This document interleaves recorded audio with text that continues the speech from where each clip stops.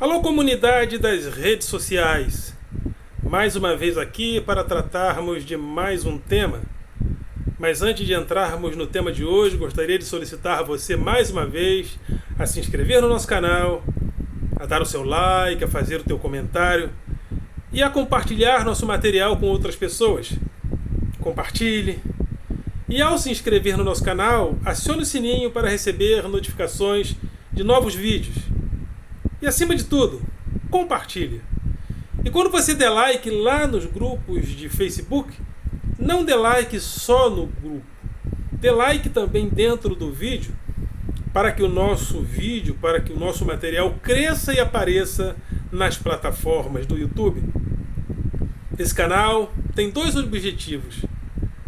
O objetivo número 1 é convocar a classe dos professores para que nós venhamos a participar do debate público.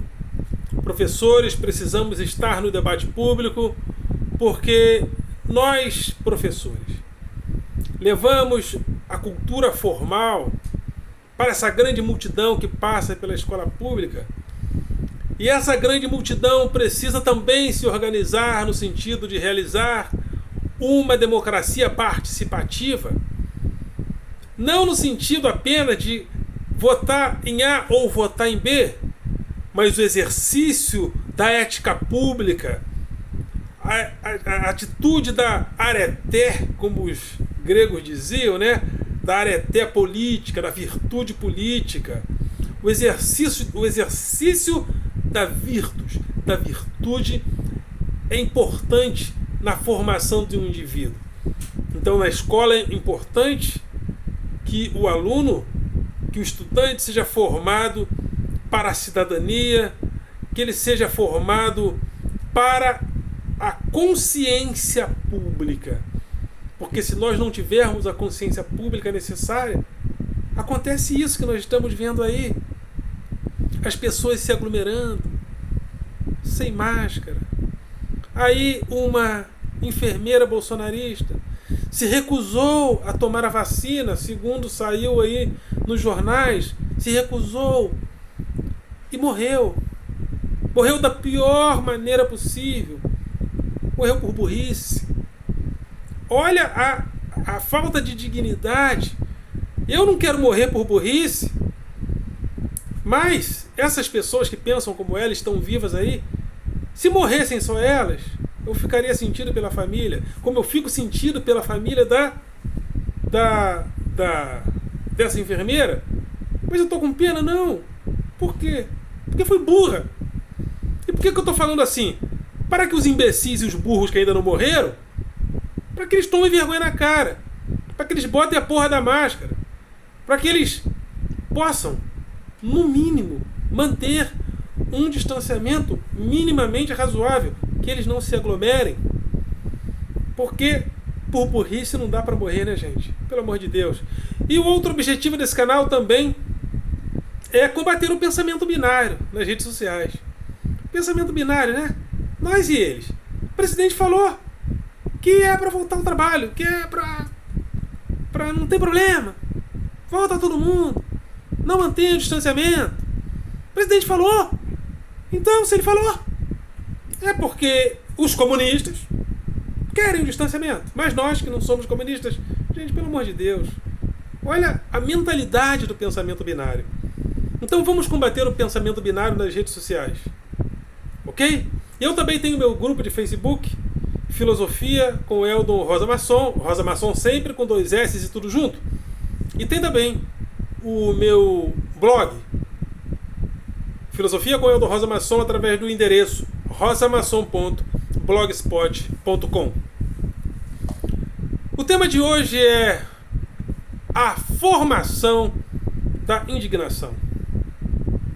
A indignação é um sentimento, assim como o amor é um sentimento, assim como o ódio pode ser também considerado um sentimento, a mágoa. Mas é importante a gente frisar que os nossos sentimentos são desejos que se dão historicamente. Nossos desejos são desejos que são formados historicamente. E esses desejos colocam sentimentos que são históricos. Às vezes a gente observa, por exemplo, uma mãe que ama um filho. A gente tende a achar que uma mãe que ama um filho ou um pai que ama um filho, da maneira como nós exercitamos esse amor hoje, sempre foi assim. Não necessariamente. Há historiadores que dizem, por exemplo, que o apego dos pais aos filhos em um passado recente não era como o de hoje, porque a mortalidade infantil era muito grande. Mas nós fomos gradativamente saneando as cidades. E os filhos foram sobrevivendo, foram vivendo mais, foram sendo alcançados pela morte cada vez menos. Aí os pais começam a se afeiçoar mais aos filhos. Antigamente eles se afeiçoavam e vamos ver o que vai dar. Mas, ou seja, a forma do amor era um pouco diferente. Em um passado mais distante, não tínhamos essa separação objetiva entre a pureza da criança e a malícia do adulto. Não fazíamos essa distinção. E Rousseau vai colocar as bases de uma sociedade que corrompe a inocência do nativo, da inocência da criança. Então Rousseau diz: todo homem nasce livre, nasce bom, mas a sociedade o corrompe. Então nós começamos a fazer essa separação entre criança e adulto. E o nosso amor, nosso sentimento pelas crianças começam a modificar. Nós começamos a entender que criança é diferente da gente. Criança e adultos são diferentes. Começamos a aplicar o amor de forma diferenciada em relação à criança.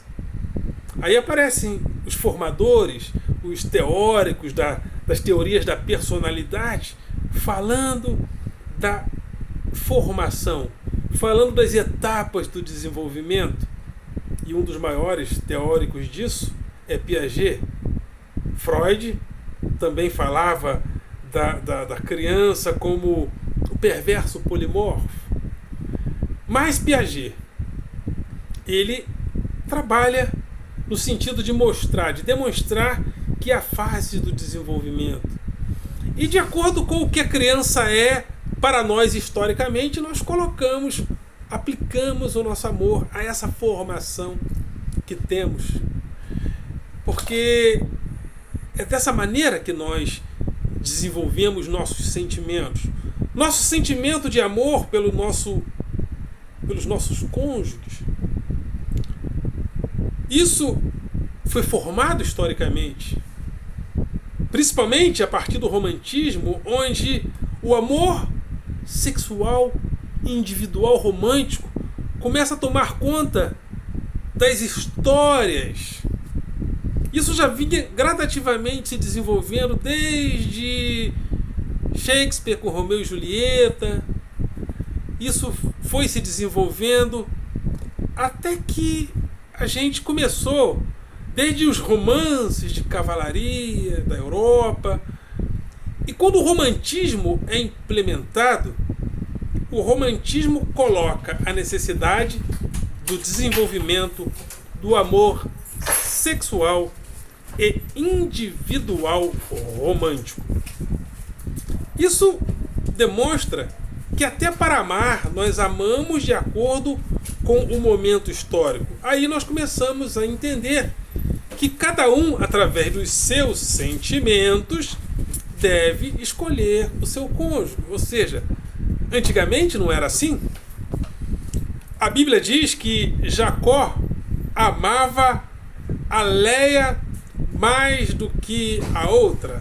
Se eu não me engano era Bila, né? Esqueci o nome da outra. Então, ele amava a Raquel em detrimento de Leia.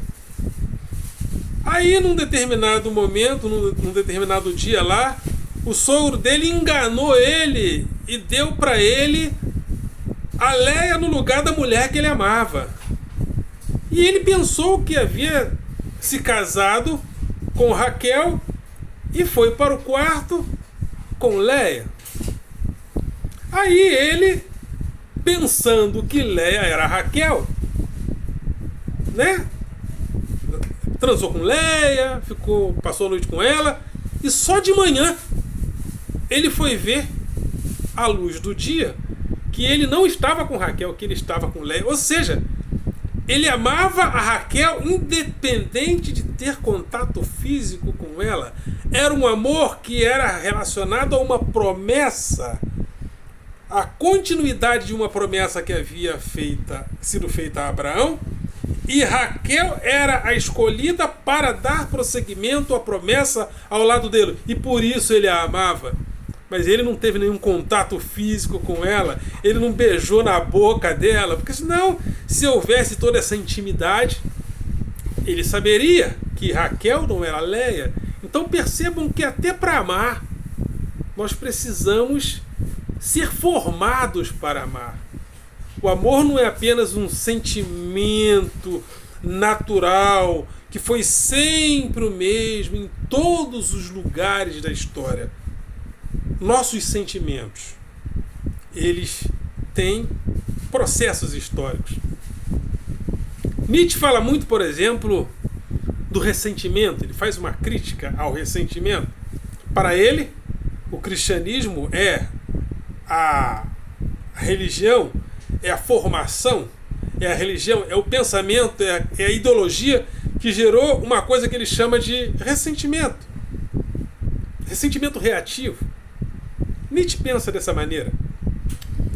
E para ele, o platonismo e o cristianismo estão dentro de um mesmo desenvolvimento. Ele até dizia que Platão era um cristão antes do cristianismo. Então, para Nietzsche, o ressentimento se torna uma das identidades da vida dessa cultura judaico-cristã, porque, segundo Nietzsche, a cultura judaico-cristã nega a vida e olha para o céu, olha para Deus, olha para os anjos, e com isso ele vai ficando ressentido e começa a odiar a quem ama a terra, a quem diz sim à vida. Então, segundo Nietzsche, isso gera um ressentimento.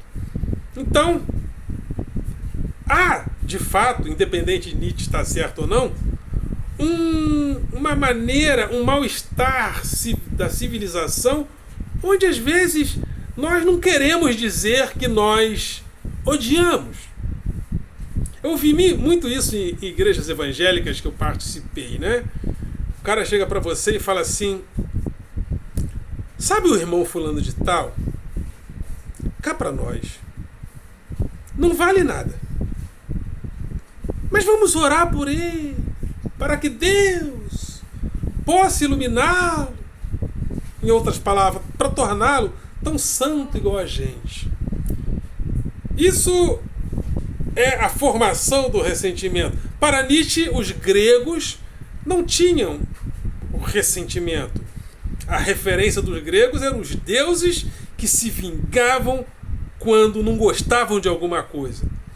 E para os gregos a referência era essa. Era agir de acordo com o que eles sentiam, e não reagir de maneira ressentida. Então, os sentimentos são históricos. E dentre tantos sentimentos que eu poderia dizer aqui, que foram formados na história, os nossos gostos, eles são históricos, né? Nossos gostos. Gostar de comer tomando Coca-Cola é uma coisa que faz parte da formação do nosso gosto. Uma vez eu assisti uma novela chamada O Clone, e lá no deserto lá no deserto, entre as pessoas de religião muçulmana, no Marrocos, as pessoas comiam naquele calor escaldante do deserto, eles comiam tomando chá quente. Em alguns países que eu passei, eu olhava para a comida assim, na Espanha, por exemplo, eu tive uma dificuldade enorme porque eu não me orientei sobre o que eu iria comer lá. Quando eu cheguei lá, aquelas coisas não casavam com o meu paladar. Exatamente porque o gosto também é histórico. Nós gostamos de Coca-Cola também porque esse gosto foi formado em nós. Nós gostamos de cerveja porque o gosto foi formado em nós. O sentimento é a mesma coisa. O sentimento é uma questão de gosto. O sentimento é uma questão estética. Isso vai sendo formado e nós começamos a sentir, a ter sensibilidade de acordo com o nosso momento histórico. E por que eu estou falando isso? Porque nós estamos vivendo hoje uma pandemia que já matou mais de 250 mil pessoas. Mas eu percebo que a gente hoje, a gente não está formado para se indignar nem com a morte. E é uma coisa que pode estar acontecendo da mesma maneira em muitos lugares do mundo, mas aqui no Brasil isso está sendo muito evidente. Através da reação das pessoas em relação à indiferença à morte. Depois de tantas pessoas mortas, o Pangaré da República chegou em um programa, em uma das suas lives, como diz o Vila, né? Patéticas, e falou: tô com Covid. Só que ele se esqueceu que muitas pessoas que estavam com Covid morreram. Então, por que isso está acontecendo? Isso é uma questão também de formação histórica de um sentimento. Nós fomos e estamos sendo formados para não nos indignarmos nem diante da morte. Porque a morte aparece a nós todos os dias, a todo momento, nesses programas que precisam ser questionados na sua forma, nestes programas de final de tarde, que mostram a violência em forma de espetáculo. A violência tem que ser escondida? Não. Mas em forma de espetáculo, pode ser que isso esteja causando em nós um anestesiamento da mesma. E nós estamos perdendo a indignação. Estamos sendo formados para não nos indignarmos com a morte. Por que isso? Por que nós não nos indignamos nem com a morte, nem com 250 mil pessoas? Muito estranho, porque há pouco tempo atrás, e não foi por causa de 250 mil mortos, nós realizamos 2 impeachments no Brasil. 2 impeachments. O do Collor e da Dilma. Hoje nós estamos diante de uma situação onde um Pangaré da República é um dos responsáveis diretos por mais de 250 mil mortos. E isso não está sendo capaz de nos influenciar de forma a que nós venhamos a nos indignar com isso. Inclusive, uma pessoa equilibradíssima, né? E eu considero realmente, dentro da história do Brasil, um jornalista muito importante, que é o Fernando Gabeira. No impeachment da Dilma, ele falou: não, eu sou a favor do impeachment sim. Sabe por quê? Porque a economia está indo muito mal. Ô Gabi, vou chamar você de... Cadê você agora, diante de mais de 250 mil mortos? Por que você não se indigna também e encampa também, não entra também numa campanha pró-impeachment? Não estou entendendo por que não. Isso que nós estamos vivendo faz parte da formação de um sentimento. Nós nos acostumamos haver mais de 60 mil pessoas sendo mortas no Brasil anualmente.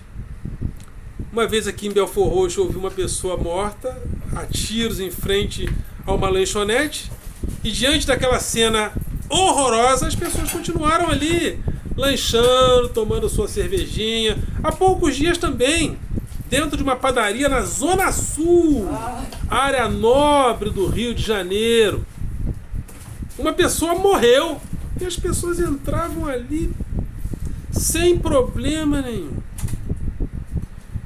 Ou seja, a presença quantitativa da morte está fazendo com que a gente perca alguns aspectos cruciais da nossa indignação. A indignação é um sentimento. Sentimentos são históricos. E nós precisamos, e eu convoco, né, aqui simbolicamente, convoco professores, jornalistas, pais, né, igrejas evangélicas. Acho que eu vou desistir.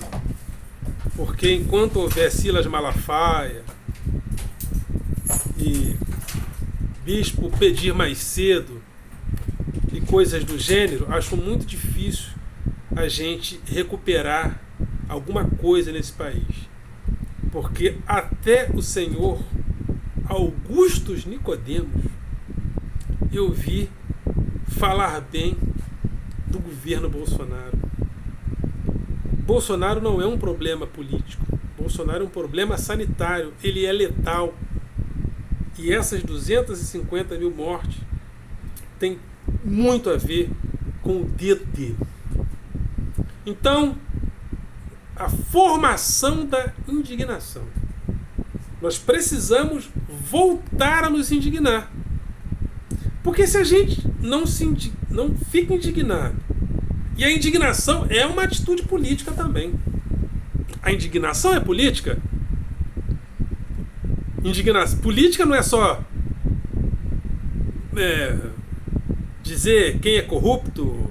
A política não é a luta de corruptos contra não corruptos. Política também é luta entre os honestos, entre os corruptos.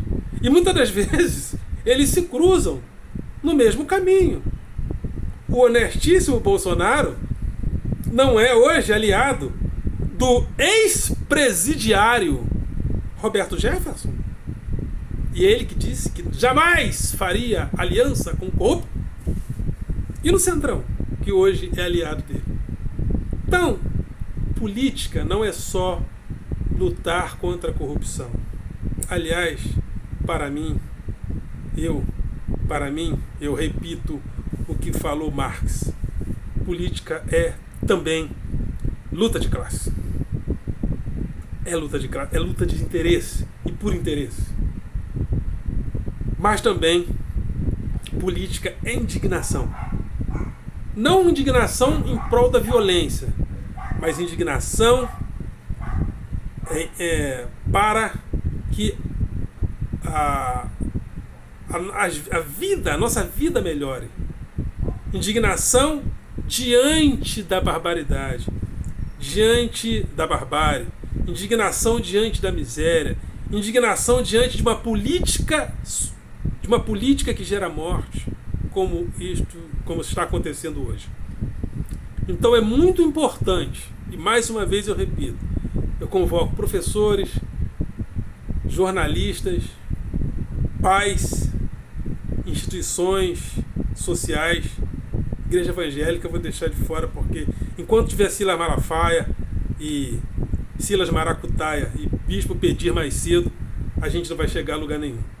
Mas eu convoco a todos os homens de bem. Aliás, e outra coisa, bolsominion também. Esse pessoal é burrinho demais. Esse pessoal também estou dispensando. Aliás, nem precisa assistir vídeo meu. Se você é um bolsominion convicto, tchau. Ok? Vocês não têm solução para vocês, não. Vocês são muito burrinhos. Mas, aos homens de bem dessa sociedade, eu convoco. Vamos lutar contra a falta de indignação até perante a morte. Ok, galera? Vocês são do coração.